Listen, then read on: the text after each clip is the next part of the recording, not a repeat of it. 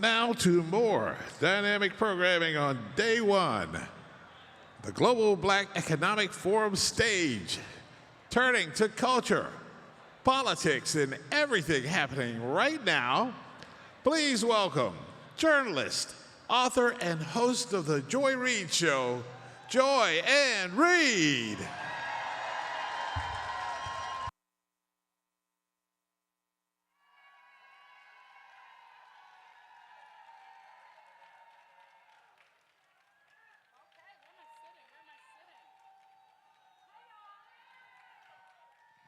I don't know which one to sit in. Hey, everybody! Hello, Essence Fest! Who you going? Wendy's not working right now, so somebody has to do who you going. So I said, let me go ahead and do it for y'all.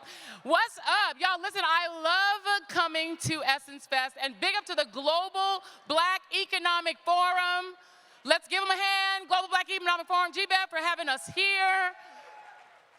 I thank them for having us as part of this amazing extravaganza. I love coming to Essence and New Orleans because it's always the blackest plane ride ever, right? It's just a plane full of African Americans all dressed beautifully to get on the plane. And in first class, it's the blackest first class ever. And there's always that one white guy who's like, how did I get here? Like, what am I doing? Why is everybody here black? And right? They even like put the black stewards on there too, so everybody's black. And then it's just the one white guy, like, why? Why did I have to travel today? What happened? What did I do wrong in my life? So yes, so it is always great to be here. And we are gonna have some amazing guests that are gonna show up. By the way, this live stream, and hello to everybody that's in the live stream, hi. We are gonna be rerunning this on the Joy Reid Show tonight. So if you have not yet subscribed to the Joy Reid Show, first of all, why not? But I brought a quick reminder. You can subscribe at thejoyreidshow.com. I hope you will avail yourself of that. It is free, the perfect price in the Trump pandemic. I want to say happy 4th to everybody, F-O-U-R-F. And you know, for us, 4th of July just means Essence Fest. We just consider the 4th of July to be Essence Fest weekend. It's just what we do. Sorry, everybody else. But this is how we do it in the black community. This is what we do. So this is our July 4th. This is how we celebrate. We celebrate in community. We celebrate together. And I want to bring on a couple of amazing, amazing black women to have a conversation with on today about all of the things. So y'all ready for that? Y'all good with that? Is that okay with you? Okay. So let me start off by bringing to the stage, and I want to make sure I get the full title of this book.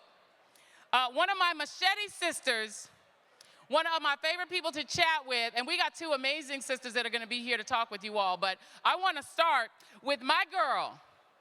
And let's go ahead and roll tape. Are we going to roll? That's right.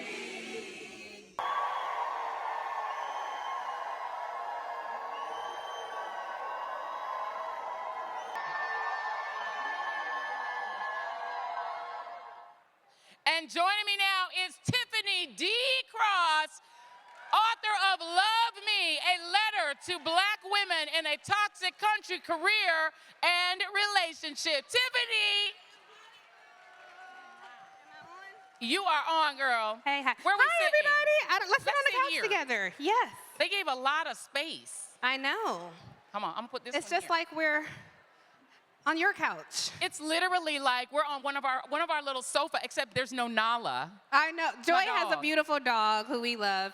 Can I say, looking at this crowd, first of all, every 3 feet, I'm looking at beautiful black women, Yes. like just gobsmacked, Gorgeous. looking gorgeous. But if America were to fall right now, I'm in the safest room I can possibly be in. Amen. When I see y'all, I know I'm safe. When y'all see me, you know you're safe. When you see Joy, you know you're safe. I don't know any other community like ours. None. Where it's presumed safety when I see you. If something happened right now, ain't none of us moving until all of us are okay. Yeah. And we're the cultural gatekeepers of the sanctity of our community. So shout out to Alfonso David, the GBEF team, and Essence for safeguarding this gathering for us today. Y'all look beautiful.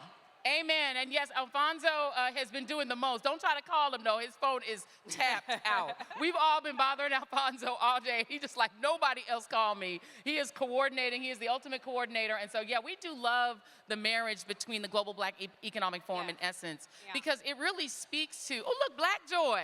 Look at Black Joy over in the back. Joy. Now, look It's at a that. sign We got Black Joy. Unspeakable Black Joy.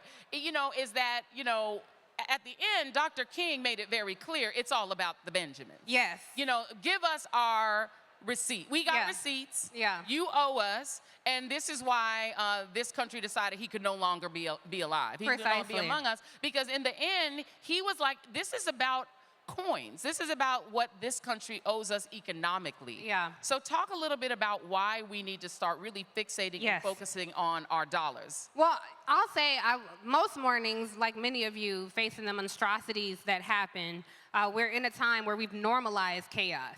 And so most mornings I wake up and I am irrationally pissed off. I don't even know if I can say irrationally. I was rationally pissed off. And being here in this beautiful city that's so magical, and I walk past people who are struggling, the unhoused. In my own city where I lived, I see the same things. I'm surrounded where I live by public housing. And this morning, reading in the papers, Donald Trump has made billions, with an S, billions of money off crypto, his family. And they are looting the government and doing dishonest things financially.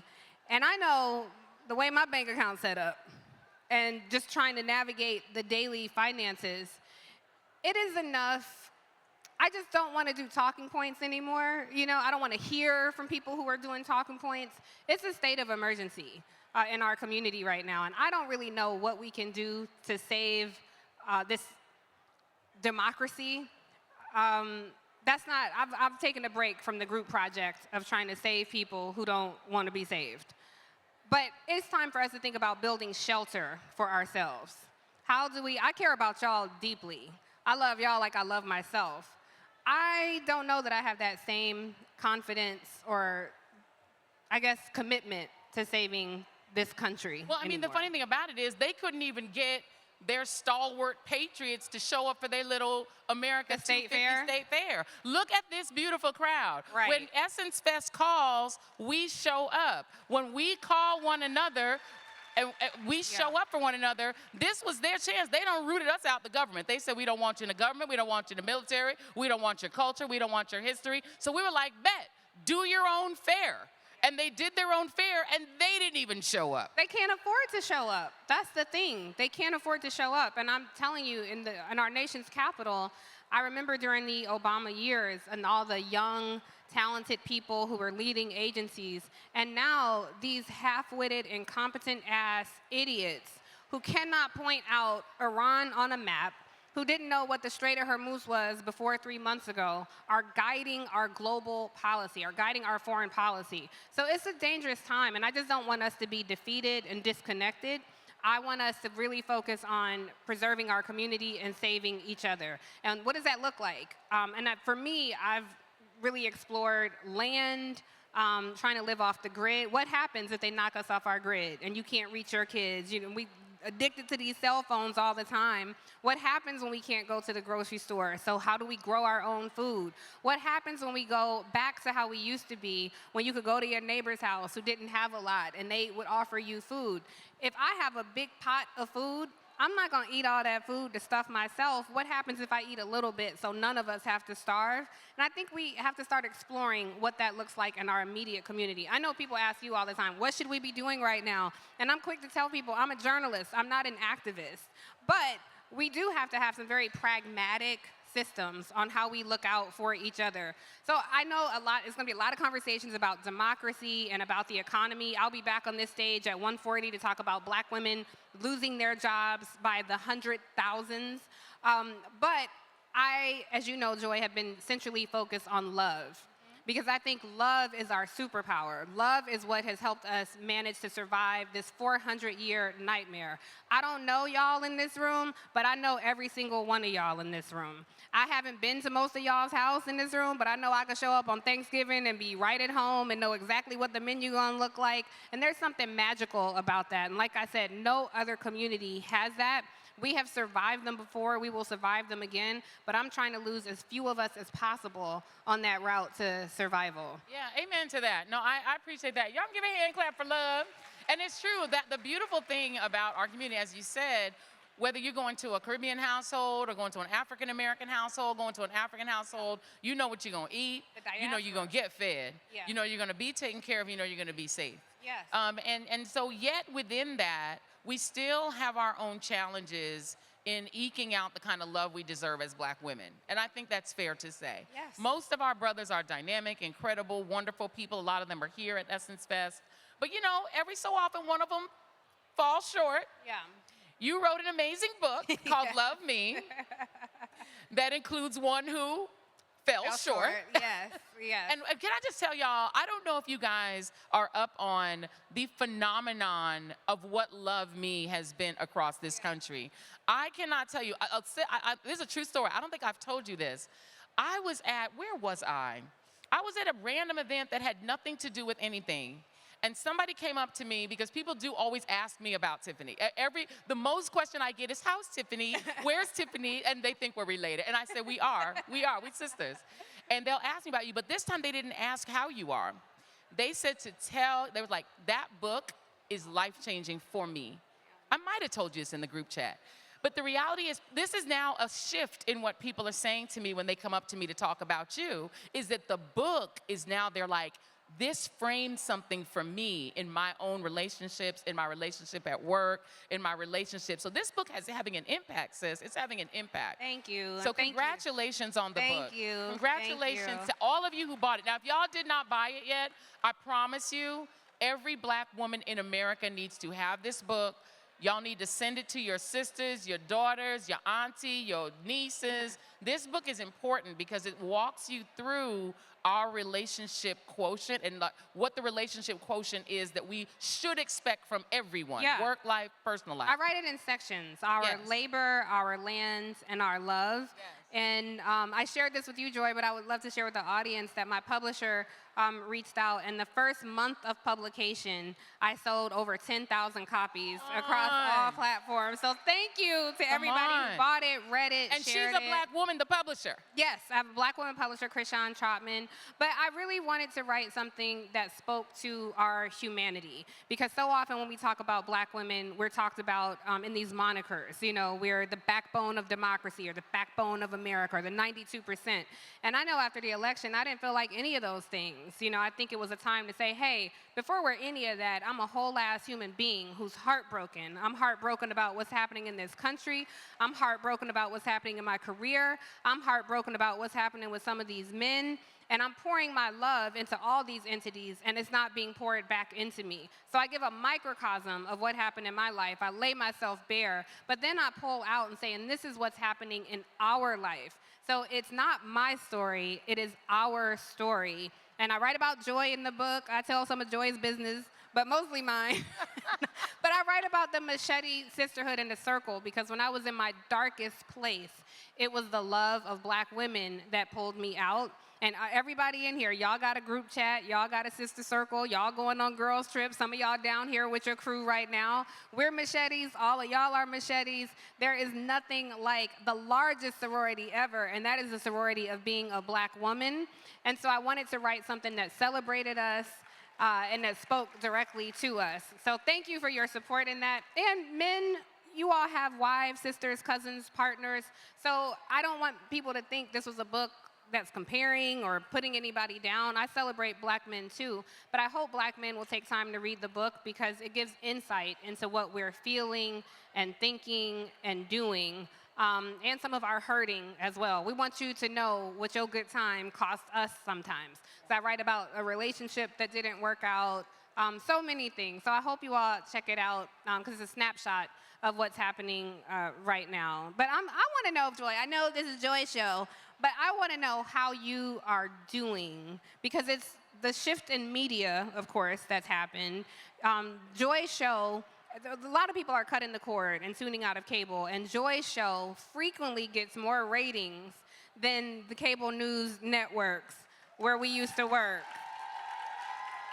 And that's because of you all. And it shifts the dynamic too, because oftentimes in the industry, what we'll call a get, it's a big get. And a lot of people will trip over themselves to go onto platforms where ain't nobody watching. But y'all so eager to be validated by the white man, y'all want to go on that show.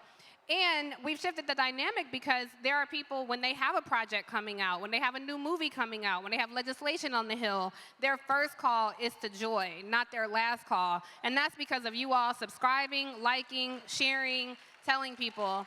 And it speaks to our power. It speaks to our economic buying power, and it speaks to our power in leading the national conversation. And every time you do that, you help expand what she can do, because that shows advertisers, oh, maybe we don't need to put these billions into these companies, into these broadcast outlets that center whiteness and center the comfort of whiteness, but numbers show we need to be putting money into Joy Show. I'm going to give a shout out to Roland Martin as well.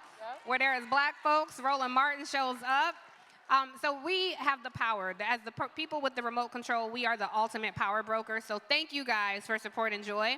But I say all that to say, what can we do for you? How are you doing? How's your heart? How's life? Yeah, and also let me big up Don Lemon too, who really helped me with the launch Don of the show. Lemon, yes.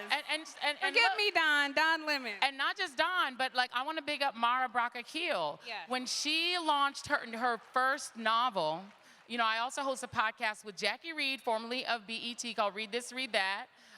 And she came to us to be a part of our book club. She did not have to make the time in this, you know, as huge of a star in all things and all the things she's created. She said, let me come to these two black women to be the first place that I promote my book. I want to big up Ta-Nehisi Coates. Yes. When Ta-Nehisi wrote, this landmark piece in the Atlantic, which was risky, because, you know, Vanity politicians, right, they expect, or Vanity Fair, I'm so sorry, I'm thinking Vanity Fair, I know, right, up this old place, for Vanity Fair about Kamala Harris and the, you know, the sort of choices that she made that might have impacted her ability to win the election, which is risky because politicians don't love it when you write critical pieces, which I thought the piece was beautiful. I was his first interview. The Joy Reid Show was the first place he went. So it's like it's a two-way street, as you've said.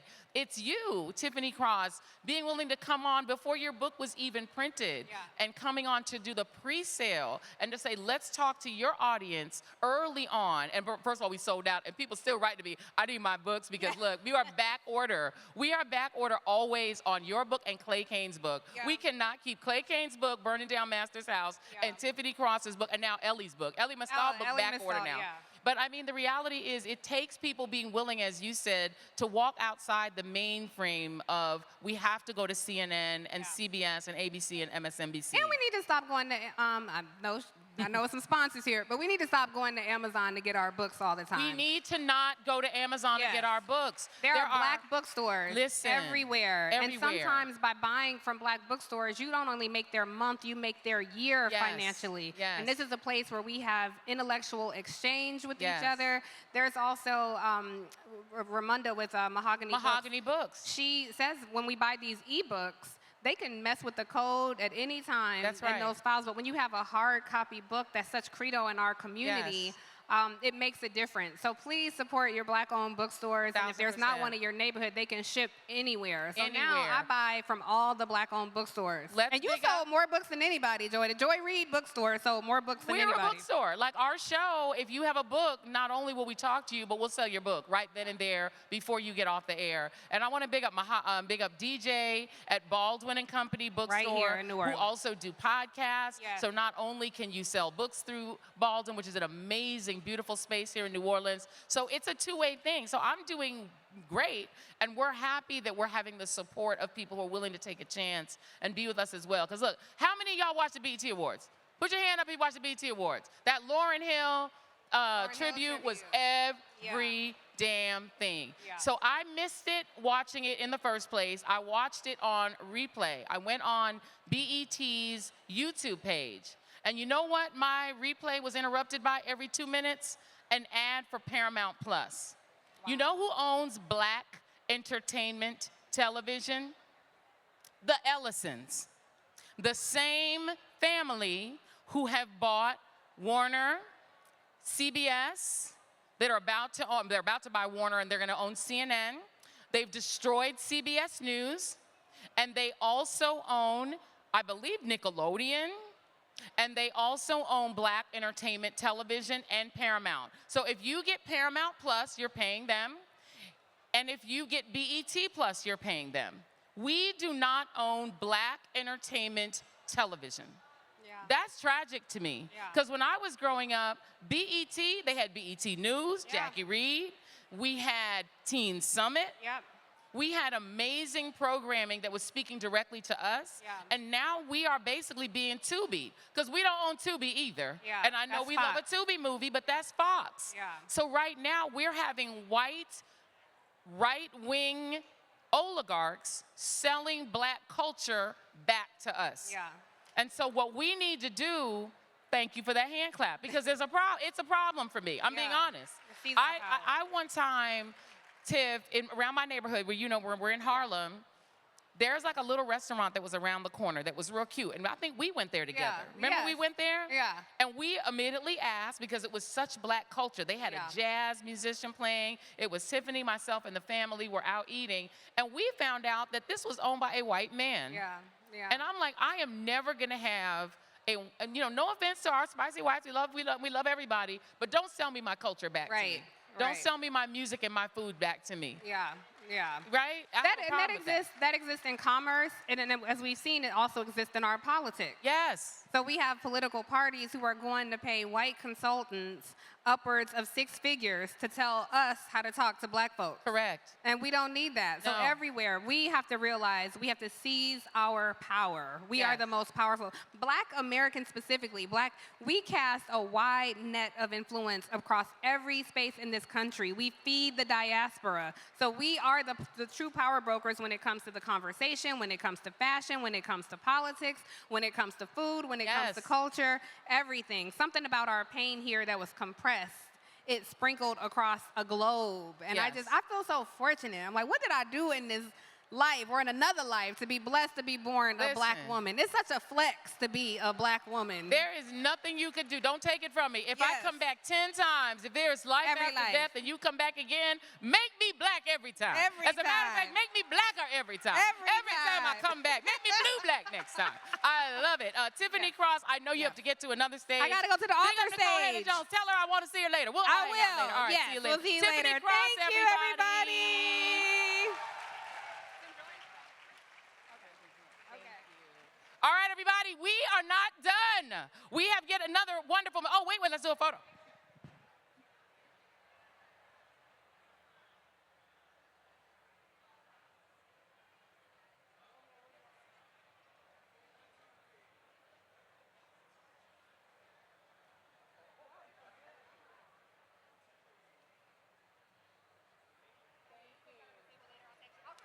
Okay, fabulous. Okay, all right. All right, everybody, coming to the stage, another member of the Machete Crew.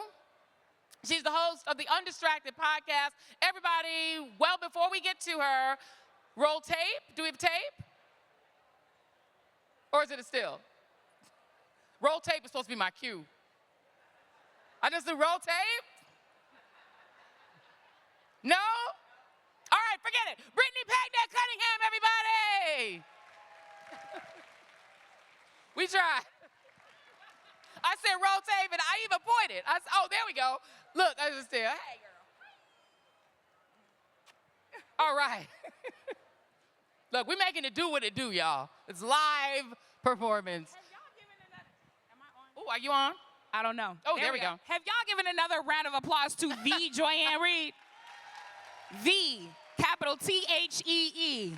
I tell everybody, everywhere we go, the machete with the longest line for pictures is this one.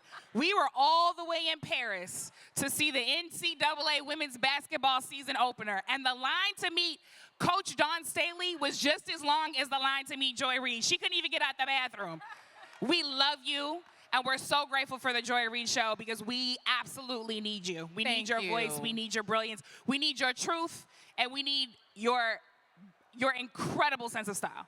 Well, thank you, my dear. I appreciate it. And first of all, can we just big it up for this dress and these shoes? Oh, thank you so much. Can we just get a round of applause for the dress and the shoes? You know, Fabulous. black women invented the color yellow. They sure did.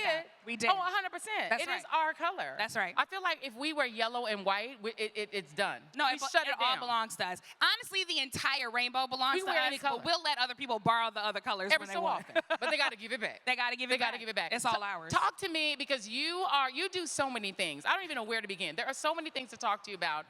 Not only as an incredible activist, a former teacher, you were Teach for America. Yeah. You're the first person I knew that like survived Teach for America with a good attitude. Because most of y'all were there like, this was a Child, that's a whole other conversation. I worked in education for over 10 years, though. Yeah. And now I am Chief Strategy Officer at Children's Defense Fund.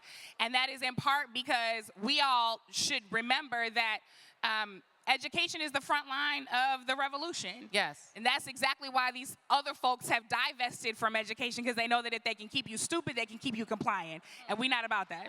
Amen. I mean, when President Obama wanted to turn to young activists to talk about what he should be doing positively, he turned to you. Like, you're someone who was on the inside of those conversations. When you think about where we are now with this kind of a regime, how far we've fallen from the Obama years, do you think it is in part because we were distracted? To borrow the title of my podcast. Of your podcast. So we decided to call my podcast Undistracted 4 years ago when I launched it with the Meteor Network, which is a diverse feminist collective media network, to make sure that we're telling our stories for ourselves.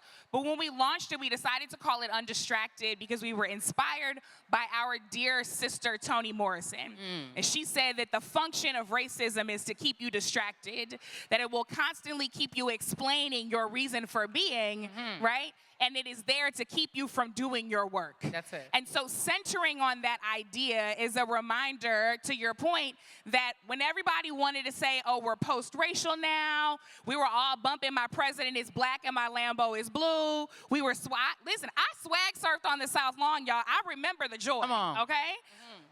And there was more work for us to do. So when we were on the streets of Ferguson in 2014 and he called us to the Oval Office, just because I voted for him, just because I appreciated so much of what he was doing, didn't mean that I didn't have to sit there in a building that our ancestors built and tell him the absolute truth about what had to happen in our communities. And so I continued to do that work on his policing task force. I continue to work on behalf of children, but launching Undistracted, to your point, was really about making sure that we're having the conversations and bringing on the kind of guests that allow us to stay focused on the task at hand. Because where we are right now, we have to stay focused. That's why it's Freedom Summer. That's why we've been doing a reparations series on Undistracted. Can y'all believe? Because we did a live show 2 weeks ago with Nicole Hannah-Jones that's online right now. You can get it wherever you listen to your podcast or on YouTube. And we talked about reparations, Cream, cash rules everything around me. Come Cream, on. get the money. Dollar bills, y'all. Or as one gangsta boo would say, where them dollars at? Because I think it is incredible that America has the audacity to throw herself a birthday party while she still owes us money. Come on. Because if I see somebody across the street that owes me $5, you better not come over here with a new pair of shoes, a new car, and you throwing yourself a whole birthday party that nobody's even coming to. Nobody's and you coming to. still owe me and my ancestors a check. And by the you way, still owe everybody in Tulsa a check. Come on now. And by the way, throw yourself a birthday party, and with whatever money you had to throw it, you didn't even spend it on the things for the party because you got cheap ass The crap. stage is falling apart. The stage is falling apart. You put paper mache on your supposed arch. Where the money at? Where the money at? What did you do? It's here at Essence. Okay. They trying to get like us. They could never do it. They cannot get like us, but it is wild. Yeah. And through a party where we were disinvited. That's right. And then they're mad there was no one there. Yeah. The people are here. That's right. Because we don't want to be where A, we're told we're not wanted. That's right. We're going to be where we're appreciated, not tolerated. 100%. Yeah. And 1776 was not about us. So you're demanding that we salute the flag that was literally used to oppress us for 250 years. And you've now tried to take back all of the gains we got for ourselves. That's right. I mean, I'm shocked sometimes at how MAGA can be so mad at us for seeing who they are and responding accordingly. Well, you know what they say. They hate us because they ain't us. They ain't us. And I'm extremely convinced that that is true. Black culture, black faith, black spirituality, black fashion, black intellect, black research, black medicine, black foodways make the entire world go round. By the way, I had to troll. I troll a little. We like to watch a little. So they showed on Fox the New Orleans exhibit at the Great American State Fair.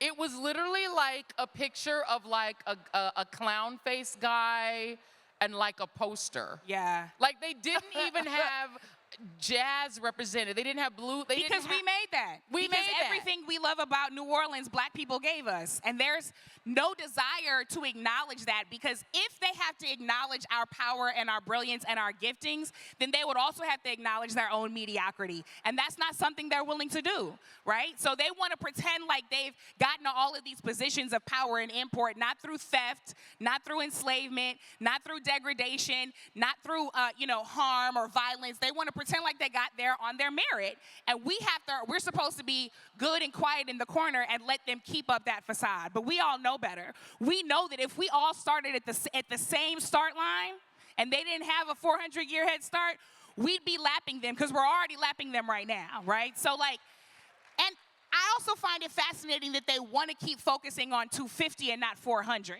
right? That's it. Right? Like, we're talking about what the next 250 has to be to ensure that it's not like the last 250, but it damn sure, sorry, we're on YouTube, we can cuss now, right? We can cuss on YouTube, okay. Yes. We for damn sure need to make sure that it's not like the first Correct. 400. Absolutely. The economic system that was built on the back of our enslaved ancestors in this country, across the Caribbean, across the Americas, across Europe, across colonized nations, has to be acknowledged and fully repaired before America is ever going to be well enough to throw itself a birthday party people want to come to. Amen. I want to shift for a moment and talk about the other party. Because, so this morning, I don't know if anybody got a chance, we streamed it on the Joy Reid Show channel to watch Zohran Mamdani's. He gave his own Independence Day speech, his own 4th of July speech. And look, shout out to New York. I realize New Orleans has a mayor.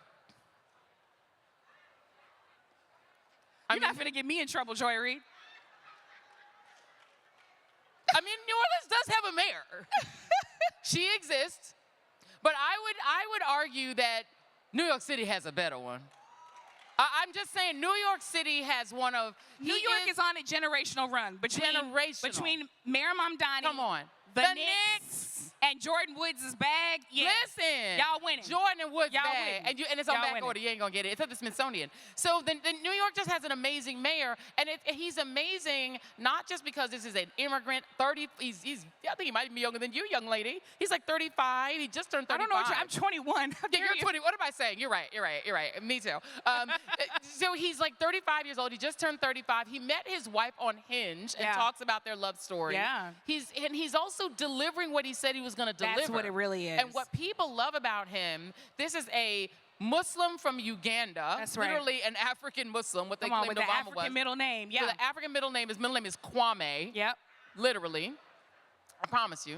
And he at least a distant cousin. You know what I'm saying? He a distant cousin. Yeah. His mother, Mira Nair, made Mississippi Masala with Denzel. Right. That's right. And he used to be a rapper. That's right. But what people love about him is not just the story, it's the fact that he's literally delivering. He said he was going to make groceries more affordable. They have already opened or are in the process of opening a city-owned grocery store where you can buy cheaper groceries. Yep. He said he was going to lower the rent. They froze more than 1 million people's rent if you're in a rent-controlled apartment. Literally froze the rent. He said he was going to make the rich pay. Jeff Bezos was like, F you. He was like, yeah, F you. Yeah. They have imposed like a billionaire tax on New York City, and they've already collected so much money from taxing the super rich. They have closed the deficit in New York City. Do you hear me? They tax the rich just from the rich folks paying what they already owed. On their second homes. You say, he said, if you have a second and third home, and you can afford to do that in New York City, you can afford to pay. And he's making them pay. So what that means is that it was always possible. Always possible. And all the people who've looked at us and said, well, we can't do this and we can't do that, and here's who's in charge, and we don't have the power, and this isn't going to work, and well, we got to get this person to vote. It was always possible. It was never an issue of what was possible. It was an issue of will and values. Will and values. So budgets are moral documents, and they've been telling us they don't care about us for a long time. So then why are Democrats so mad about it? Because Democrats are not embracing. He's now said, hey, I can replicate this success in Congress. Here's 3 Democratic Socialists of America who play in Democratic primaries. They can give this same success to New York in their congressional districts. Would you like it, Democrats? And Democrats are like, hell no. And also, I want to say, shout out to the Black-led Working Families Party, right? And the work that Maurice Mitchell is doing. Yes. Because the Mayor Mamdani's win is in part a Working Families Party win, especially of the state of New York. And I think what's incredibly important is that there are folks who ran on the Democratic ticket who have been giving the Democrats legitimacy in this day and age. We're talking about Ayanna Pressley. We're talking about Ilhan Omar. We're talking about Jasmine Crockett. We're talking about people who said, I have these progressive values, and people don't get to tell me that I need to wait my turn just because they want to hop in front of me, right? And so those folks have been Lauren Underwood, right? Lucy McBath, Summer Lee. These black women have been making real impact in Congress and been pushing the party from the inside. Because here's the thing. When we understand what some of our friends in the movement like Ai-jen Poo write about the 3 Earths framework, and we talk about this on Undistracted, there are 3 Earths. There's the Earth 1, where the institutions are operating as designed, right? The Supreme Court is functioning, Congress is functioning. Is it working well for us? No, but it's at least functional. Then there's Earth 2, and Earth 2 is where everything comes crashing down, where you finally figure out that all of these institutions were fallible, that you can't even get a corrupt Supreme Court justice like Clarence Thomas off the court, no matter how many millions and billions of dollars he takes from private donors without ever disclosing it. So suddenly all of these institutions are realized to be fallible, and all of the rules we thought couldn't be changed are being changed in an instant just because somebody came along and said, I don't want this anymore because I don't want to be president, I want to be king. That's Earth 2. Earth 3 is the world that we deserve for ourselves. Earth 3 is the world that we have to build right now. Earth 3 gets built while Earth 2 is burning down, because our ancestors didn't just run from burning plantations, they ran toward their freedom. And Earth 3 is our freedom. That's why this is Freedom Summer. But here's the problem. If you acting like you're still on functional Earth 1, when you're actually in dysfunctional Earth 2, then you'll make a whole bunch of problematic choices. And you'll keep playing from a rule book that no longer applies. So people are frustrated with not the whole party, but plenty of folks in the party, because they're acting like the house isn't on fire. Fam, the call is coming from inside the house. Our hair is burning, our clothes are burning. We just want you to act like it's on fire. That's right. We just want you to elect people who are going to act like it's on fire and stop getting in their way if you're not even going to support them. So it's time to build Earth 3 right now. That's part of the reason why, as a people, we know we've never been reliant on political parties or institutions of other people's founding. That's why they're coming for our institutions. That's why they're trying to infect the black church and put evangelicalism in our worship spaces, because they know that's where we organize. They know that they're coming and telling people to denounce their D9 organizations because that's a base of organizing, and both of those are self-funded, black-owned institutions. They don't want that, right? So we're in a place where they're trying to undermine our institutions, so we got to get back to each other. We got to get back to community. If you go to freedomsummer2026.com right now, you can find out all of the things that are happening this summer, because we're mobilizing, we're engaging in political education, we're registering voters, we're turning out voters, we're partnering with people like Black Voters Matter, and you can see Black Voters Matter Boulevard right over there. We got a Justice Revival tonight at 6:30 at Rock of Ages Church here in New Orleans. We got a panel right back here on this stage tomorrow to talk about America's Next 250 with our partner State of the People at 4 o'clock.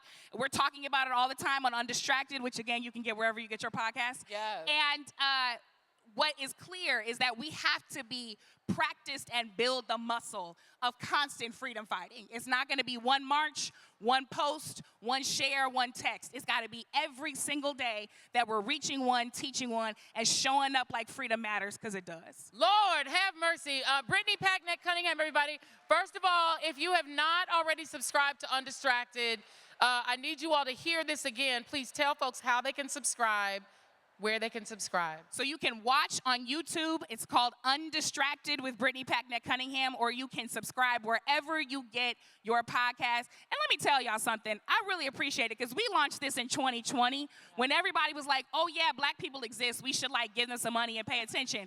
Now it's 2026 and everybody's acting like we were a trend, even though we're forever. So I truly, truly, truly appreciate your subscriptions, your support. It's free wherever you get your podcast. It's free on YouTube. It's called Undistracted, where we stay undistracted. We stay, and by the way, we know that Brittany is undistracted because my whole earring was jumping out my ear, and she just kept going and did not.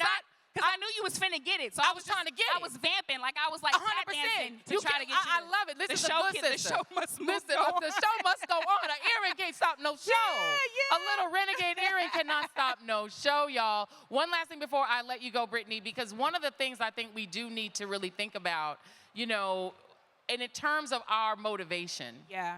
To participate. Yeah. You know, I joked about the mayor here, but there are choices that are being made, including not participating. Yeah. And we're living in a time where I want to warn y'all that we are also being distracted by black politicians. That's right. Who are funded in many cases by people who don't primarily care about black people. That's right.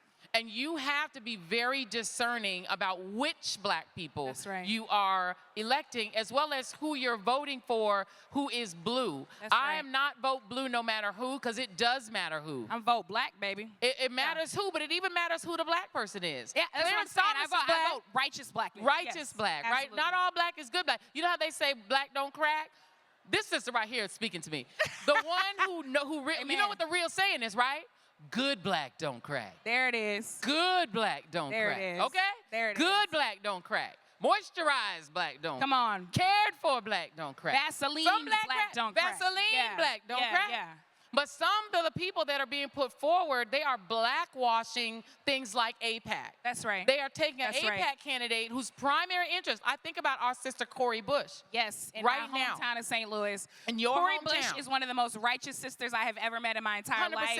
We were on the streets of Ferguson 100%. together. She has experienced so much of the chaos that so many of our large cities deal black people. Yes. And she said, I'm going to go to Congress and do something about it. And because she was honest, because she was consistent, because she operated in integrity, there were a whole bunch of people who put APAC money in another black candidate's hand. Correct. And pushed her out of her seat. So she's they running say, again, but we can support her right now. So I hope that if you guys are from St. Louis, if you traveled here from St. Louis, please support this sister, because we have to teach the people who are manipulating us by putting black faces but not black interests in office. So please, let's make sure that we are supporting her. If you're in St. Louis, please vote for Cori Bush. Yes, indeed. Make sure that this dude Wesley Knock Bell, on send doors him home. Canvas. No. If you're not in St. Louis, you got $5, send it to our girl. Please, because we have to make sure that we're putting the right black candidates in, not just any old black candidate. This is how we got Clarence Thomas. Listen. I'm just saying. No, you telling the truth. No, I'm just promising telling you. the truth. Y'all young and cute, but 70% of black people supported him. I remember. When he was up and Joe Biden was the head of the Senate Judiciary Committee, chairman. And it was a Democratic Congress that had to decide whether he was going to go through. And 70-something% of black people polled said we want him because we wanted to keep the black seat on the court. But we weren't thinking which black. That's right, because Thurgood Marshall to Clarence Thomas, as my friend Whitney says, is the worst downgrade in black history. It's the worst downgrade in history, but we wanted the seat to stay black, so he was supported by us and then came in to destroy us. And we watched him exploit divisions that other people wanted to create between black men and black women. That's right. Because Anita Hill tried to tell us. We've had Anita Hill on Undistracted. A few weeks ago, we had Kimberly Crenshaw on Undistracted. You all know the legal scholar and coiner of intersectionality. She was on Anita Hill's legal team during those confirmation hearings. Yes. And what she told me in our conversation on Undistracted was that when he finally was confirmed, she sat with her co-founder on the steps of the Supreme Court, and she said, this is the day that America will have changed forever. Yes. We just don't know it yet. That's right. That's how bad that choice was. That's That's right. why all black ain't good black, and That's all right. skin folk ain't kinfolk. Yes. And that is also why it is not going to be enough for the people who always vote to keep voting, for us to always have the same conversations. We have to go pull one another in. Go say, nephew, niece, I'm coming to pick you up. We're going to the polling place together. We're going to Yes. go get registered together. Yes. Nephew, niece, I see you like this on Instagram. Let's talk about it, because A, this might be AI, but B, it's not telling you something of value, right? If you are in anybody's church pew, and the preacher or the choir member or the worship leader is telling you that you have to dial down your blackness to dial up your love for the Lord, walk out, do not pass go, do not collect $200, Come on. get out of there immediately. Yes. Because these people are engaged in political and spiritual warfare against us, Amen. and we're going to have to fight back every day. Amen. And I'm going to make a list, y'all. Not all black is good black. If you're in Florida, Byron Donalds is not good black. Not the voice drop. I had to go to the lower register. Byron Donalds. Byron Donalds. Be forewarned. They not like us, y'all. I'm just telling you, some of us are coming black. Kendrick And he said it. give you black, he'll give you aesthetic blackness. Listen. Watch his policies. Brittany, Packnett, Cunningham, make sure that you subscribe to Undistracted. Thank you make sure so you much. subscribe to the Joy Reid Show, please, as well, Yes. at thejoyreidshow.com or at joy-annreid.com. Thank you all for having us, and I believe that is a wrap. Thank you all very much. Love you, Thank you. Essence.